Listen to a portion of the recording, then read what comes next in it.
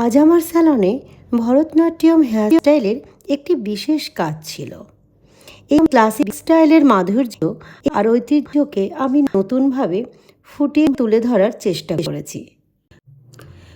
আমি আজ ভরতনাট্যম হেয়ারস্টাইলের যে কাজটি করেছিলাম তার কিছু অংশ আমি তোমাদের সামনে তুলে ধরার চেষ্টা করেছি। আমি শুরুতেই যেটা করি সেই মতোই ক্লায়েন্টের জন্য সেন্টার পার্ট করে ইয়ার টু ইয়ার পার্টিশন করে নিয়েছিলাম, যা আমাদের regular process. After that, I crafted a classic bun in the crown area, adding a graceful touch to the overall Bharatnatyam look. এরপর আমি যেটা করেছিলাম, একটা ব্রেড তৈরি করে নিয়েছিলাম আর তার সঙ্গে একটি টার্সেলও যোগ করেছিলাম। যদিও আমার ক্লায়েন্টের হেয়ার অনেক লম্বা ছিল, কিন্তু ভরতনাট্যম হেয়ারস্টাইল তৈরি করার জন্য আমাকে একটা টার্সেল যোগ করতে হয়েছিল, যা পুরো লুকটাকে আরও গ্ল্যামারাস আর নিখুঁত করে তুলেছে। এই টার্সেলটা হাতে নেওয়ার পরেই আমার নিজের কথা মনে পড়ে গেল। একসময় আমি নিজেও খুব টার্সেল ব্যবহার করতাম। আমার নিজের চুলে টার্সেল দিতে আমার খুব ভালো লাগতো, যদিও আমার চুলটাও খুব লম্বা ছিল। তো আমি তাও টার্সেল খুব পছন্দ করতাম আর ব্যবহারও করতাম নিজের চুলে। আমার ক্লায়েন্টের সঙ্গে আমি সেই পুরনো গল্পটা শেয়ার করছিলাম।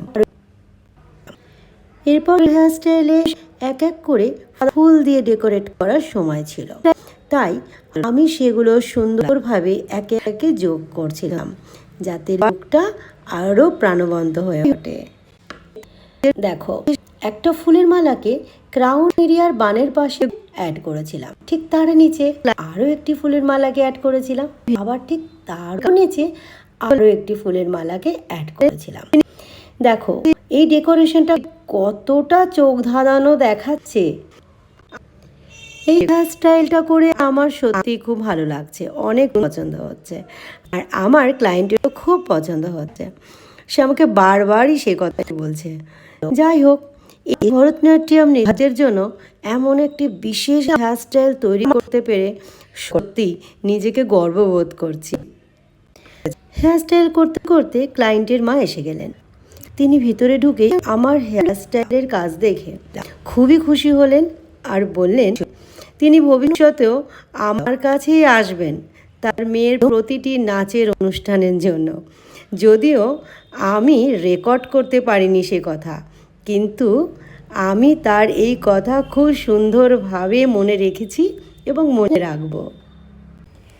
তবে হ্যাঁ, একটা কথা না বলে পারলাম না, আমার এটাও খুব ভালো লাগলো তার মা এসেই পাশে পাশে আমাকে সাহায্য করলেন। উনি আসতেই আমার হাতে হাতে সাহায্য করছেন। তিনি সত্যিই খুব পছন্দ করেছেন আমার কাজ। খুশিতেই উনি আমাকে আরও সাহায্য করতে চাইলেন। হেয়ারস্টাইল কমপ্লিট করে ফেললাম।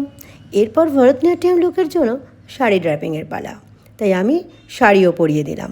যদিও এটি রেডিমেড শাড়ি ছিল, কিন্তু ফিনিশিং লুক দেওয়ার জন্য আমাকে সেটাকে ঠিক করে নিতে হয়েছিল, যাতে পুরো লুকটা একদম পারফেক্ট হয়।